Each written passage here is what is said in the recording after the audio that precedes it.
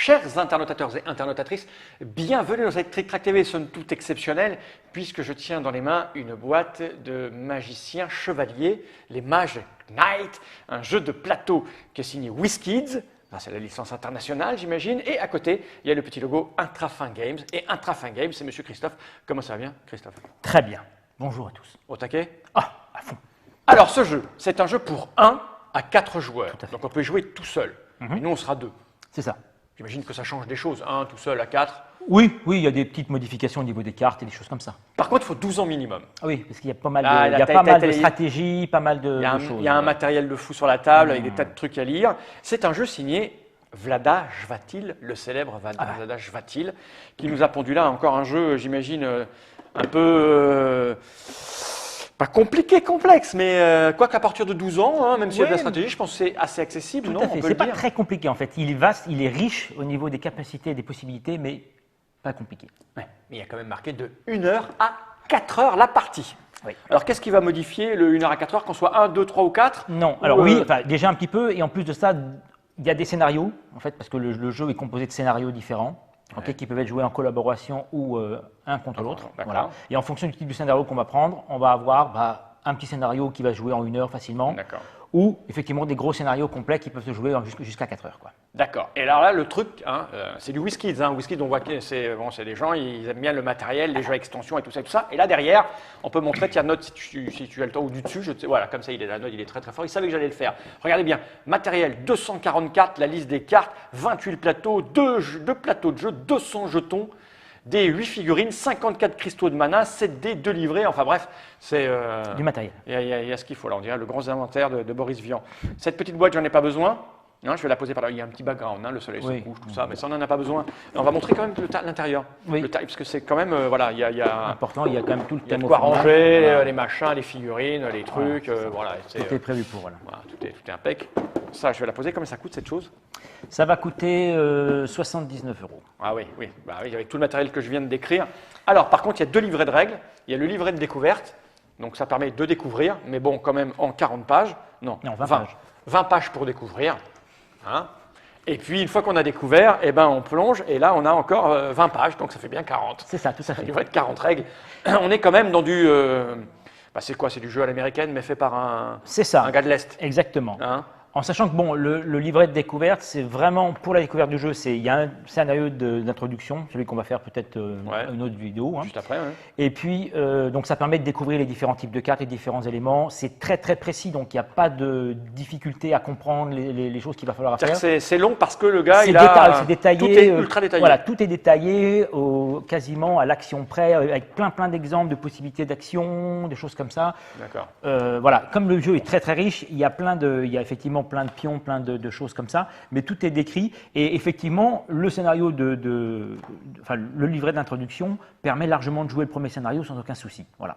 Et après on plonge dans le deuxième livret qui contient donc les règles complémentaires, ce qui permet de rentrer dans les autres scénarios et surtout après il y a les 4 scénarios qui prennent aussi plus de la moitié du livret. D'accord, donc le livret de découverte en fait on n'en a pas puisqu'on a le Christophe de découverte qui va nous expliquer comment ça fonctionne. J'ai envie de dire Christophe, j'espère. De quoi donc il est question? Parce que ça ressemble à un jeu à l'américaine, il y a des figurines, il y a des machins, il y a des trucs, il y a des cartes avec des textes dessus, des pouvoirs, mais il y a des petits plateaux qui ressemblent à du jeu de société Wargame. C'est un double concept, c'est le land crawling, donc le jeu de découverte d'univers, et le deck building, puisque chaque personnage, chaque Mage Knight en fait, va avoir un deck de base qui va ensuite progresser et améliorer et agrandir. C'est Monsieur Chvátil, ça, il aime bien tout. Mais il aime mélanger, bien combiner en fait. Tout combiner et ainsi de suite. Voilà. Donc on joue chacun donc un personnage mage qui sont conviés par le Conseil du Néant pour remplir des missions normal, en fonction des scénarios. Voilà. Alors donc chaque joueur a en fait au niveau de son scénario, au niveau de son personnage, donc une première chose qui est la figurine. D'accord. Voilà, qui va servir. Donc c'est des figurines peintes, elles sont peintes dans la boîte. C'est prépeint donc. Je vais aller sur la déportée, on verra peut-être mieux sur la déportée. C'est je peux me permettre de monter jusque là une fois que c'est net. Voilà. Ça c'est une figurine prépeinte. Donc ça c'est un chevalier avec une épée et un bouclier, mais il y en a d'autres, ça c'en est d'autres ça? Voilà, oui tout à fait. Parce qu'on peut jouer aussi un truc tout vert. Voilà, c'est le roi des hommes dragons. Le roi des hommes dragons. Voilà. Après il y a forcément une elfe, un elfe pardon, et puis une. Oh, il y a une pin-up. Ouais, une espèce d'ensorceleuse magicienne. Voilà. Oh, salut l'ensorceleuse. Voilà, ils se font la bagarre et puis après ils se font des bisous. Voilà. Ok. Donc voilà, et ça c'est les différents personnages. Alors chaque personnage a donc à sa disposition un deck de base. Alors le deck de base, on va y venir tout à l'heure, chacune des cartes en haut à droite a un petit symbole, D'accord. voilà, qui donne en fait le personnage à qui il est lié. Ah, attends, je vais dézoomer parce que pour montrer les figurines, voilà. Comme ça on est bien. Ok. Avant de commencer, chacun va prendre un personnage. Voilà, c'est ça. Chacun choisit un Et quand personnage. tu joues avant de seul, commencer. tu t'en prends qu'un. Exactement. D'accord. Oui, c'est déjà suffisamment. Donc tu me dis là, il y a un petit symbole. Là, il y Non, a un- c'est un symbole, il est à droite, en haut à droite, Ici, avec là. un petit rond, voilà. Ah, ça rappelle qui est qui. Voilà, qui représente le symbole en fait du personnage D'accord. qu'on retrouve sur la carte de personnage Ah, d'accord, ok. et qu'on retrouve dans tous les différents éléments qui sont liés à lui. Et c'est lui. Voilà, c'est Ok. Torak. Ok.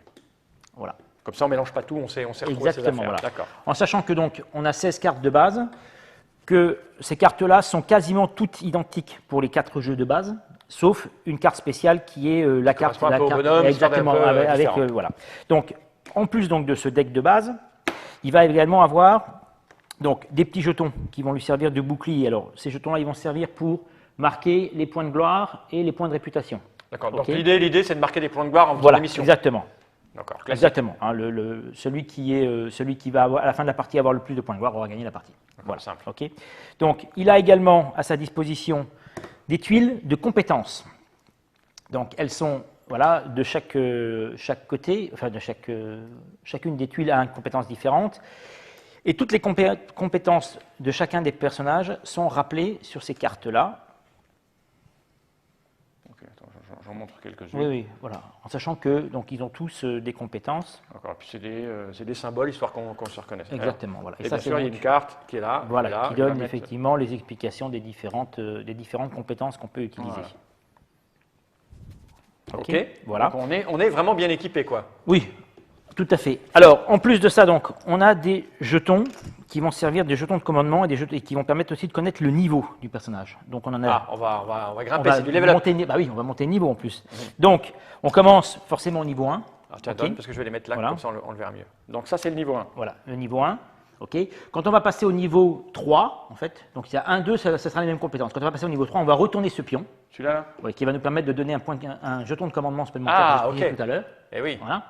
Et du coup, on va avoir une modification au niveau des caractéristiques. Donc là, on va avoir 3 points d'armure et 5 cartes en main. Alors qu'au début, on avait 2 Deux points d'armure et 5 cartes. Ok. Voilà. Et ainsi de suite jusqu'au là- niveau 10. Nouveau point de commandement, Voilà. paf, nouveau Tous les point de 2 niveaux, commandement. en fait, on progresse, on augmente d'un point de commandement. Donc, on va pouvoir récupérer les jetons. D'accord. Voilà. Donc ça c'est donc voilà encore pour chaque personnage on a la même chose et la dernière chose c'est le petit symbole qui est là qui va permettre en fait mais ça c'est juste le truc de niveau qui va permettre de savoir qui joue à quel stade de niveau de la D'accord, phase. ok. Voilà donc ça c'est pas compliqué mais voilà chacun des personnages a ce type de produit. D'accord. Alors ensuite on va parler un petit peu de la manière dont est composé le plateau. Alors le plateau il est composé donc ça c'est la table de score qui représente donc la table des points de gloire ainsi que des points de réputation qui peuvent être ou positifs ou négatifs négatifs. Ah en oui, fonction si on est des un actions sale qu'on type. réalise. Si on réalise des bonnes actions, on va être plutôt en Bon. influence négative, enfin positif. Positif, et Et si on fait des mauvaises choses, comme par exemple brûler des monastères, des choses comme ça, Alors quoi, c'est mauvais, ça il paraît. Ah, d'accord. Il y a des gens Ok. qui n'aiment pas ça. Ok, d'accord. Voilà. J'aime pas qu'on Donc, brûle. voilà. Les Et églises. donc, du coup, on va redescendre du côté négatif de la chose. Voilà. Donc, ça, c'est la table qui va jouer en permanence, qui va permettre de progresser au fur et à mesure. Alors, sur cette table-là, il y a les informations qui vont permettre de savoir ce que ça donne chaque fois qu'on change de niveau. Donc, pour passer du niveau 1 au niveau 2, il va donc falloir arriver à 3 points de gloire. Ok. Quand on arrive à 3 points de gloire, on va monter de niveau et donc ça va nous donner une tuile de compétences, ce que j'ai expliqué tout à l'heure, les petites Ok, tuiles qu'on avait ouais. là, et une carte d'action avancée, qui est une carte qui est ici qu'on peut choisir Encore, au on moment où récupérera, voilà, ok. voilà.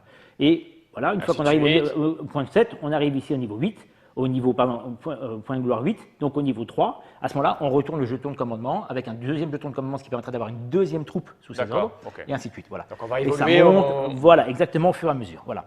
Ensuite, on a ce plateau-là qui correspond au plateau jour et au plateau nuit. Ah, il y a donc du jour et de la nuit. Voilà, il y a deux phases, il y a des phases successives dans le jeu qui sont phase de jour, phase de nuit, phase de jour, phase de nuit. D'accord. Voilà. Et la nuit, on ne fait pas que dormir. Exactement, même la plupart du temps, on se déplace, on combat et on envoie de la magie parce que la magie est beaucoup plus forte la nuit que le jour. D'accord. Voilà. Donc, sur ce plateau, on a les différents points enfin les différents coups de déplacement par rapport au terrain qu'on va se déplacer. D'accord, parce que là, en fait, on va fabriquer. Ah, bah oui, c'est des petites tuiles, on va fabriquer un terrain au fur et à mesure. Exactement. Et nos bonhommes, ils tiennent dessus, c'est ça? Exactement. Et là, je vais aller là, puis je vais aller là, puis je vais aller là. voilà, Et tout à là, fait. les coups sont là. Exactement. 2 points de déplacement, 3, 5. Alors 5, c'est simplement pour montrer qu'en fait de nuit, il va être beaucoup c'est plus 5. difficile de se déplacer en forêt que de jour. Et inversement, dans le désert, il va être plus difficile de se déplacer de jour que de nuit. Ok. Voilà. Ok. Donc ça, c'est les différents points de choses. Et on va avoir également au niveau de ce plateau Des tout petits dés microscopiques. la source de mana. En fait. manque un. Voilà. Alors la source de mana, c'est un nombre de dés qui correspond à 2 de base plus 2 qui correspondent au nombre de joueurs, par exemple, plus 2 D'accord. de base. Ok. Donc si on est 3, on a 5 dés. Si on est 4, on a 6 dés. Voilà. Il y a plein de petits symboles. Voilà, donc on les jette au début de la phase et on regarde, voilà, et on va la mettre pas trop vite, ici va au niveau pas de la, trop vite que l'on pardon, puisse suivre. et au niveau de la source. Ok, Voilà, on expliquera les différentes phases tout à l'heure par rapport à ça. Voilà. d'accord. Ensuite, on a donc les petits jetons de mana qui sont ici. Donc là, il y en a de différentes couleurs, il y en a des bleus, il y en a pour chaque couleur de mana en fait. Hein. Donc il y a D'accord. la mana basique qui sont le vert, le jaune, le rouge, le blanc. Et ensuite, on a des petites manas supplémentaires qui sont le jaune, qui sont or, et le noir, qui sont la mana obscure de la nuit. Voilà. La mana obscure de la nuit. Voilà. Ok. On va les montrer en déporté. Tiens. On y voit mieux. Oh, la mana. Je tiens la mana dans ma main. Voilà. Oh, voilà, je suis abîmé, vous avez vu? C'est parce que j'ai trop joué de la batterie, j'ai abîmé mes doigts. Alors, au niveau de la mana, il y a chaque petit jeton comme ça est composé, enfin, se transforme ou pas en fonction d'eux. C'est-à-dire que de base, c'est un jeton de mana. C'est-à-dire qu'une fois qu'on le récupère, on le met sur son niveau sur son espace de jeu, et c'est un jeton qu'on peut utiliser pendant son tour de jeu. D'accord. Si on ne l'utilise pas, il est D'accord. remis à la Ok, source. la Ok. mana est Voilà. périssable. Sauf si on le cristallise. Donc il y a des cartes qui vont permettre de cristalliser la mana, et donc dans ces cas-là, on va pouvoir la récupérer et la mettre sur sa carte de personnage. Voilà. D'accord. Et la stocker pour la jouer à des tours suivants. D'accord. Ok, voilà. La mana or ne transforme pas en cristaux. Ok. Elle est automatiquement utilisée le tour où elle est prise, en sachant qu'elle peut représenter n'importe quelle autre couleur. Voilà.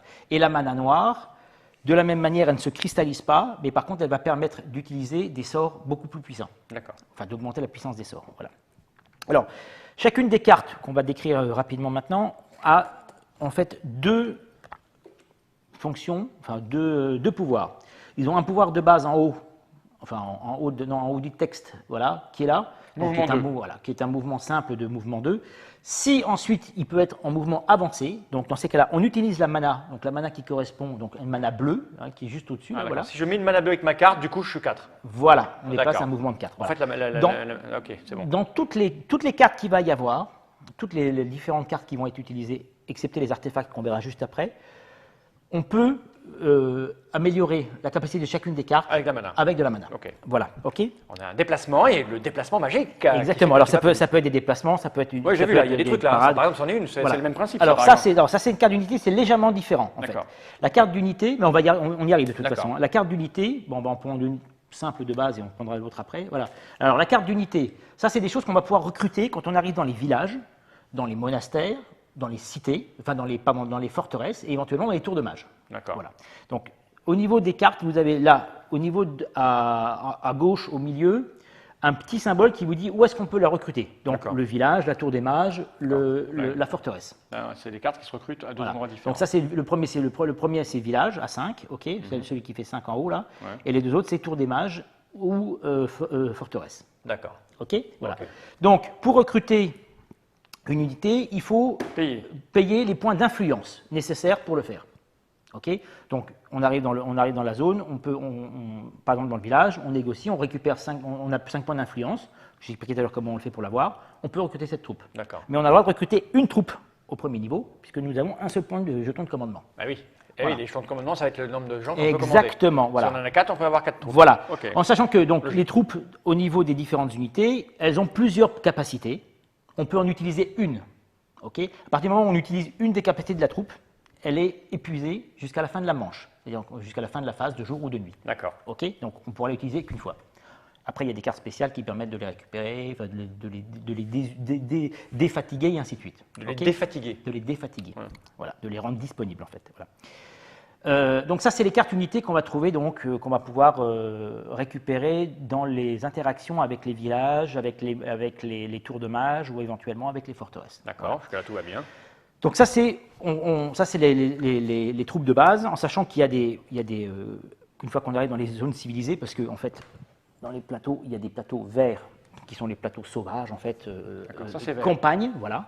Et on a les plateaux bruns, qui sont en fait la civilisation, donc dans lesquels on va rencontrer des adversaires plus puissants, des cités, des choses comme ça. Ce qu'on n'a pas au début. Au début, on n'a que des petites forteresses et des choses comme ça. Voilà. C'est les confins du royaume et le royaume général. Voilà. Ok, jusque-là, ça va. Et donc, à partir du moment où on utilise donc les tuiles, on arrive dans les tuiles marron, on va utiliser ces cartes-là, qui sont les mêmes, simplement avec des niveaux supérieurs. Bien sûr, puisqu'ils sont civilisés. Ils sont civilisés, donc avec beaucoup plus d'influence pour les avoir et beaucoup plus de pouvoir.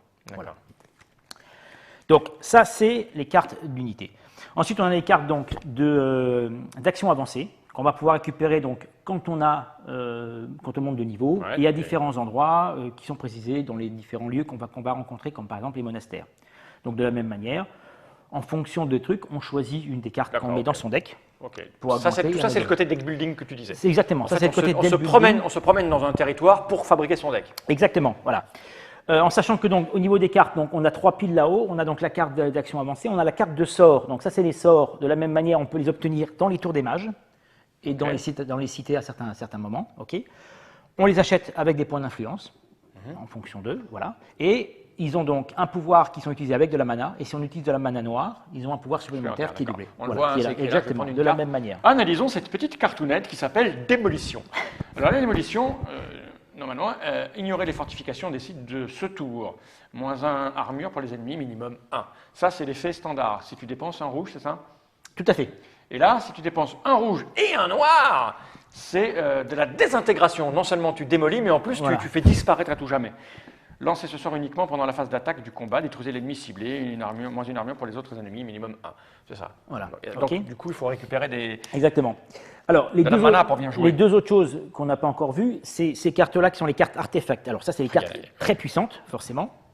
La bannière de la peur. Voilà. Alors, les cartes artefacts, elles ont, à la différence elles ont aussi deux pouvoirs, mais à la différence des autres cartes qu'il faut de la mana pour les utiliser, c'est si tu utilises le pouvoir classique de l'artefact, tout se passe bien. Si tu utilises le pouvoir qui est en dessous, donc le pouvoir suprême de l'artefact, il est ultra puissant, mais par contre, il se détruit automatiquement. Ah, c'est ça le truc. C'est-à-dire que le Graal, tu le lances à la tronche de ton adversaire. Exactement. Il fait très très mal, mais tu l'as cassé. Tu ne peux plus le refaire. Okay. Ça, c'est exactement ce qui se passe avec le Graal. Donc ça, c'est les différentes cartes artefacts qu'on va pouvoir récupérer à différents endroits, dans les ruines, en pillant des monastères, des choses comme ça.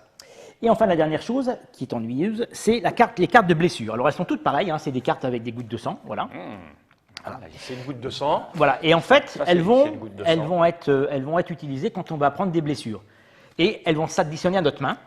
Comme on a un nombre de cartes déterminé dans la main, et ben ces cartes-là, elles ne vont pas pouvoir bouger. C'est-à-dire qu'elles vont nous occuper la main, et plus on va en avoir, moins on aura d'action, et plus ça va être compliqué. Je vois l'idée. Voilà. Et donc, on va pouvoir les avoir, et quand, en changement de phase, eh ben, on va les mettre dans notre deck, et on va les reprendre régulièrement, parce que... Voilà. Alors, bien évidemment, les cartes blessures, on va pouvoir se soigner. Il y a des cartes de soins qui vont permettre, ou des zones spécifiques, qui vont permettre d'enlever des cartes et de récupérer des cartes de blessure. Voilà. Donc, ça, c'est les différents éléments du jeu. Alors, les derniers éléments, parce qu'il y en a quand même beaucoup. Il y en a partout, C'est-à-dire qu'il a voulu faire un deck building, mais tu ne prends pas tes cartes au hasard. C'est ça. En fait, il y a beaucoup de choses. Alors, voilà. Ensuite, on a tout ce qui est les pions, qui vont servir, donc, en fait, d'éléments qu'on va rajouter sur le plateau.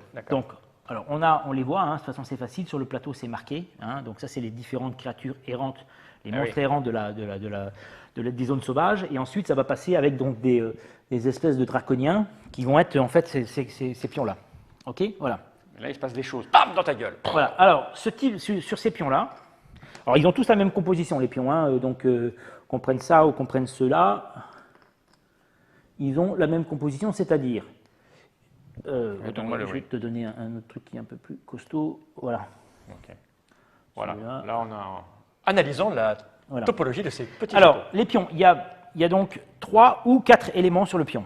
L'élément en haut, c'est la défense de la créature. Oui, 9, il est fort, lui. Voilà. Alors, la défense de la créature, c'est le nombre de points que tu dois faire pour pouvoir l'éliminer. Ok. Voilà. Si tu obtiens ce nombre de points-là, j'expliquais tout à l'heure comment ça se passe, on pourra l'éliminer ou pas. La deuxième truc sur le côté, c'est normalement le point de dégâts qu'il t'occasionne. Ah, ouh la vache, lui. Au moment de l'attaque.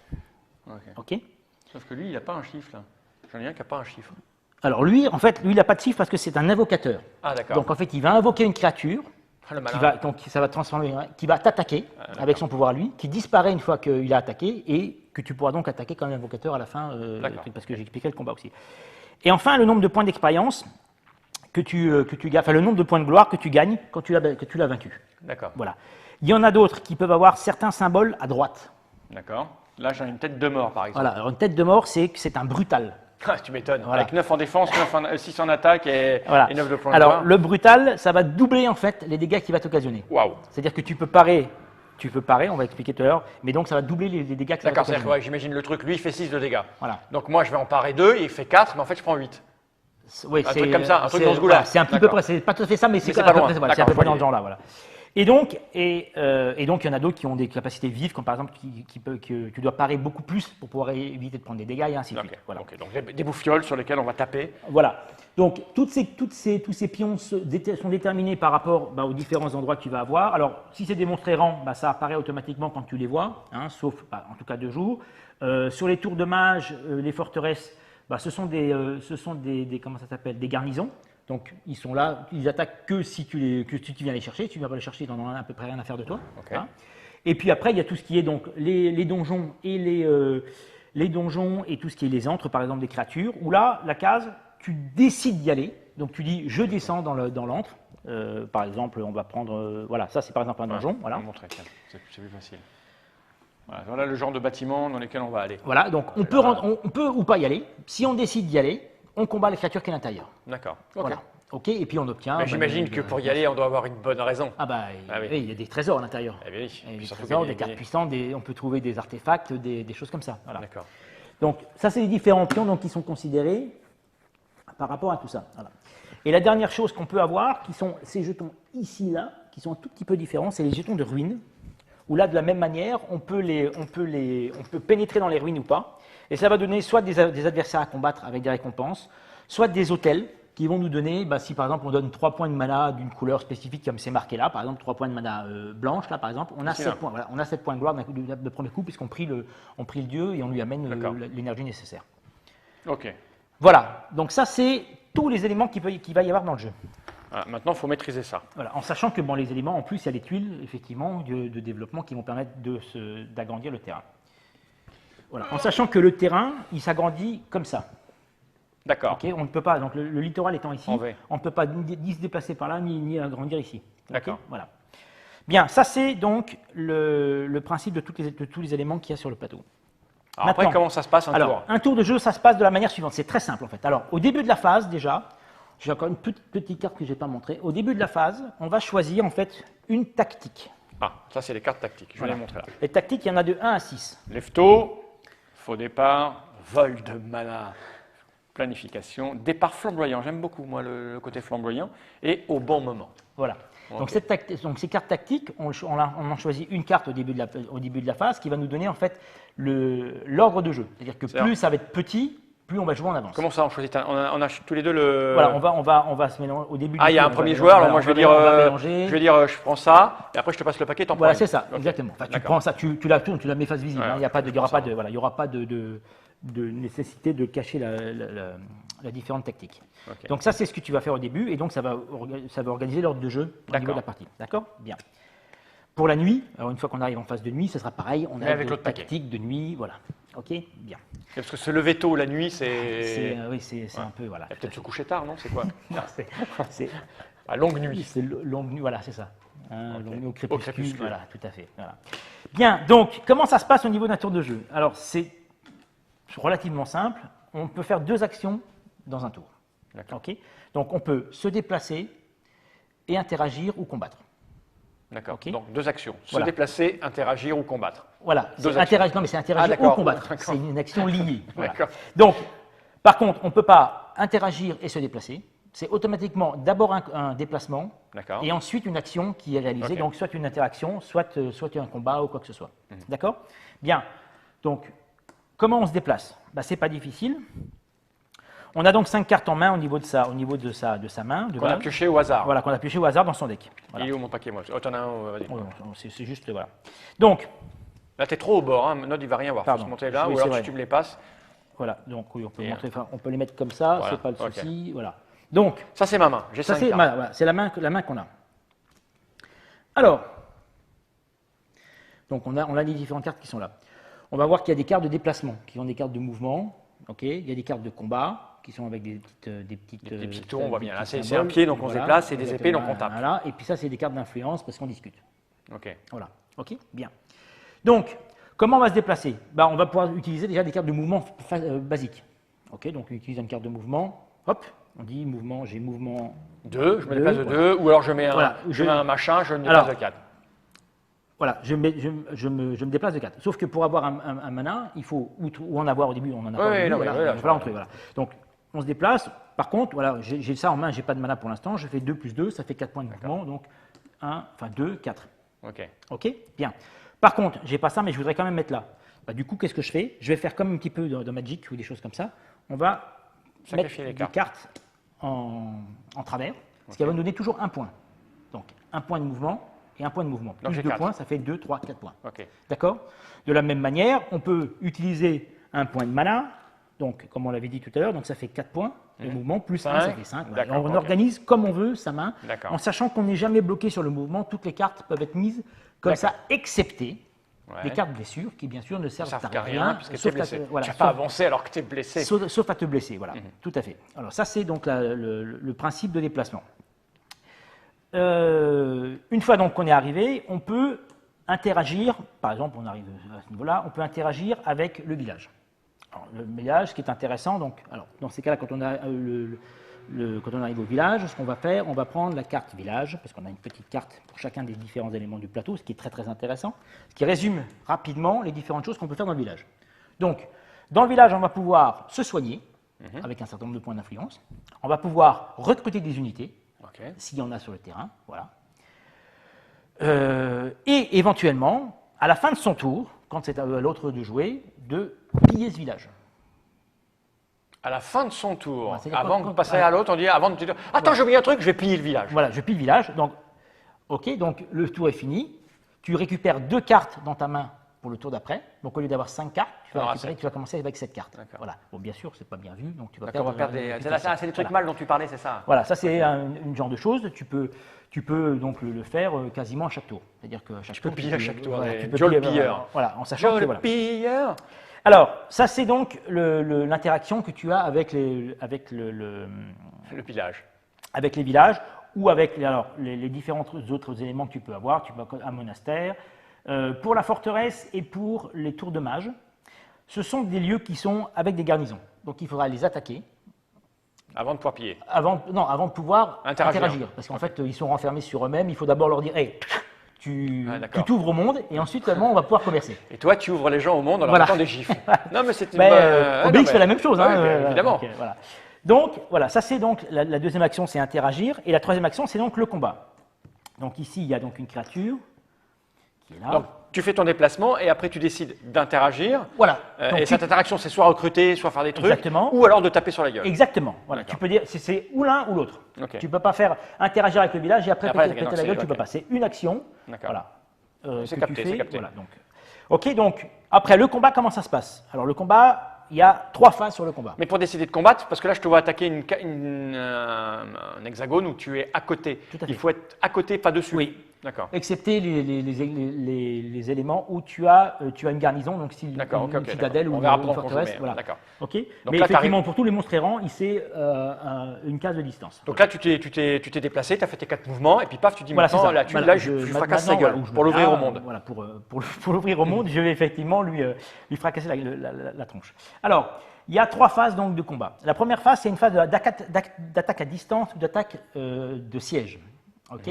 Donc, ce sont des attaques que tu vas faire sans que avant que le monstre puisse arriver à oui. toi. Ok.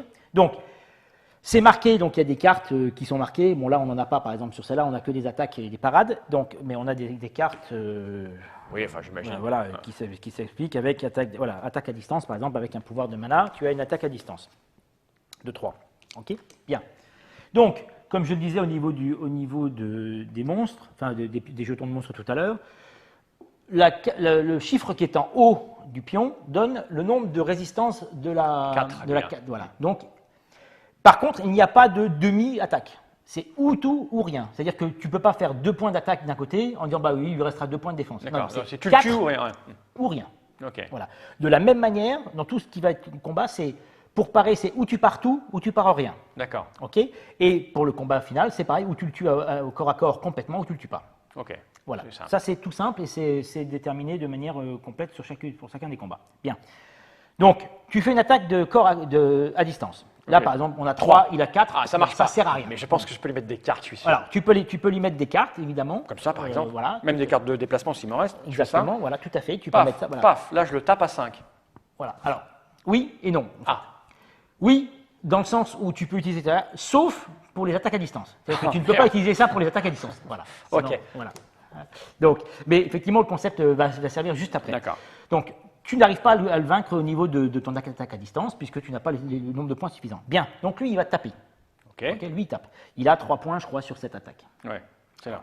Bon, par contre, il a une petite capacité à côté qui s'appelle vif, que tu dois parer doublement pour pouvoir éviter son attaque. Ok. Voilà.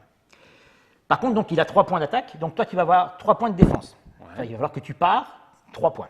Ok. Ouais. Donc, tu peux utiliser des cartes de parade. Alors là, de la même manière, donc tu as une parade, par exemple, de 2, ok, que tu peux, par contre, compléter de cette manière-là. D'accord. Tu as fait une parade de 3, séparée. Ok. Ok, voilà.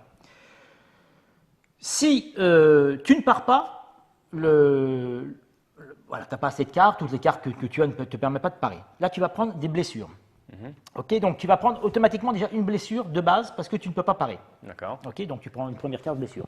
Ok. Ensuite, tu vas diminuer de l'attaque ton armure.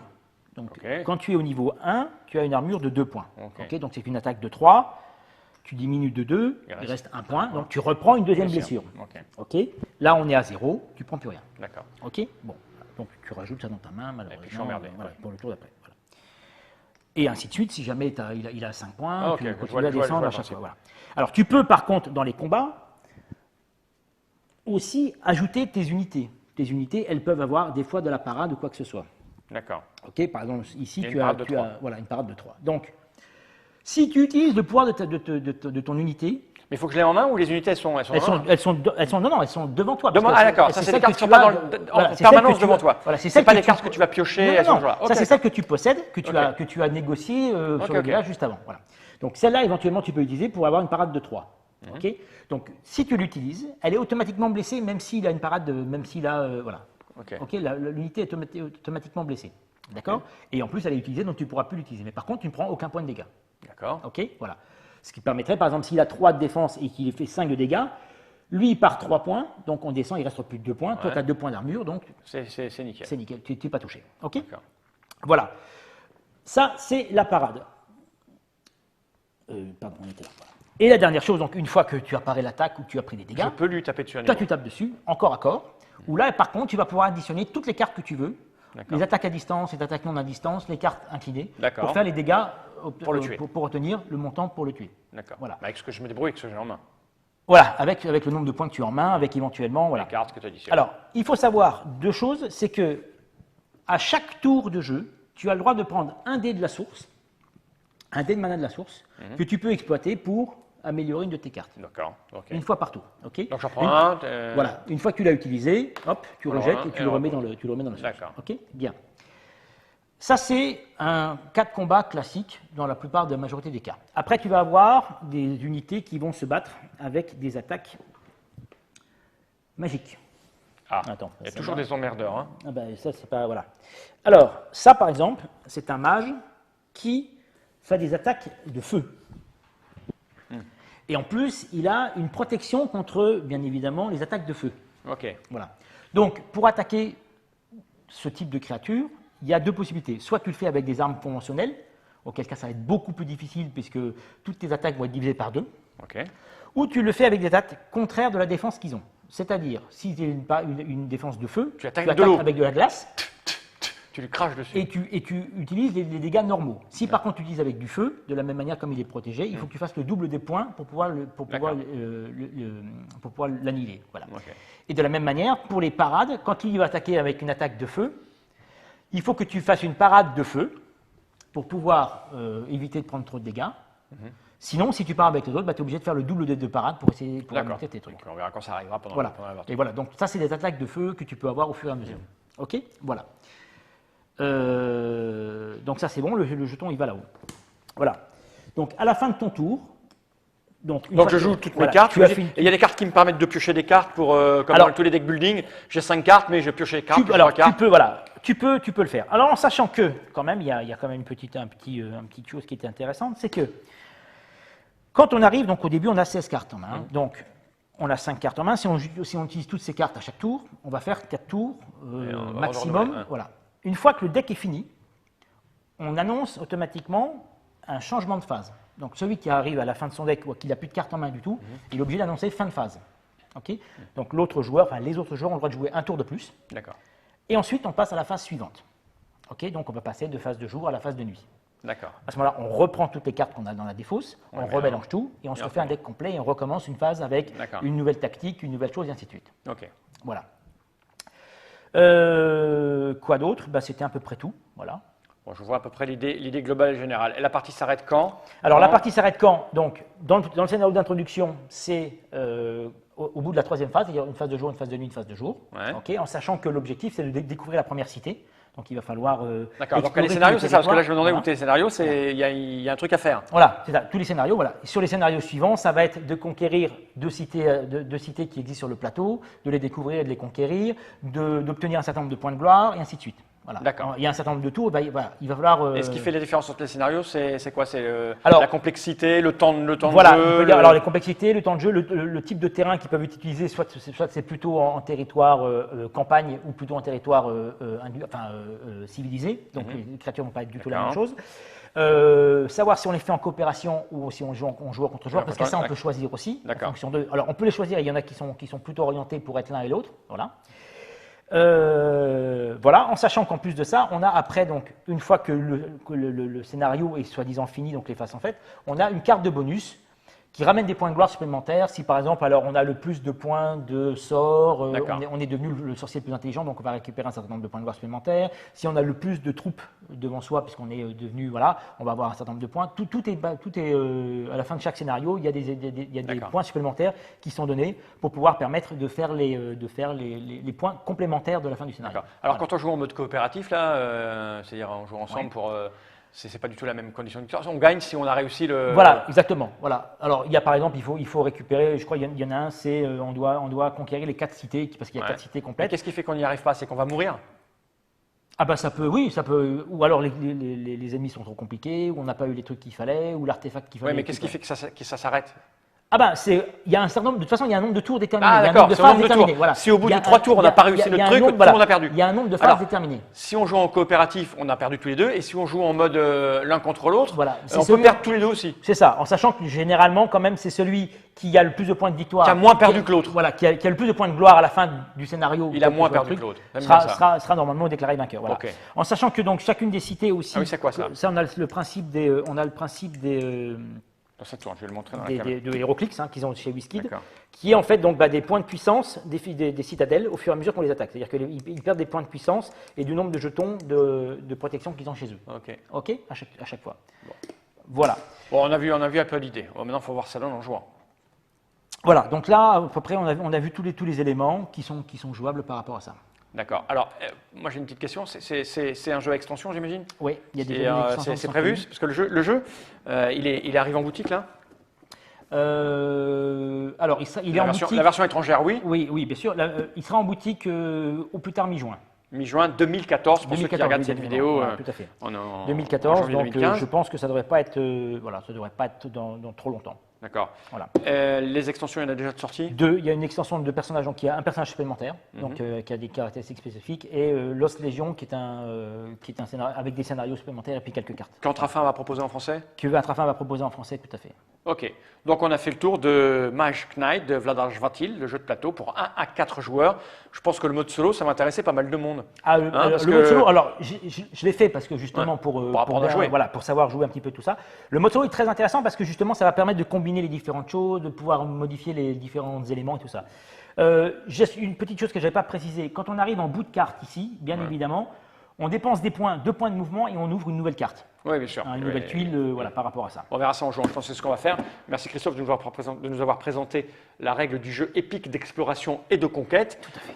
Ça a l'air assez intéressant, ce mélange de Land crawling. land crawling et de deck building en même temps, du long building de deck crawling. Voilà. On se retrouve pour une petite partie juste après un générique. Tout à fait. Ok. Aucun souci. Générique.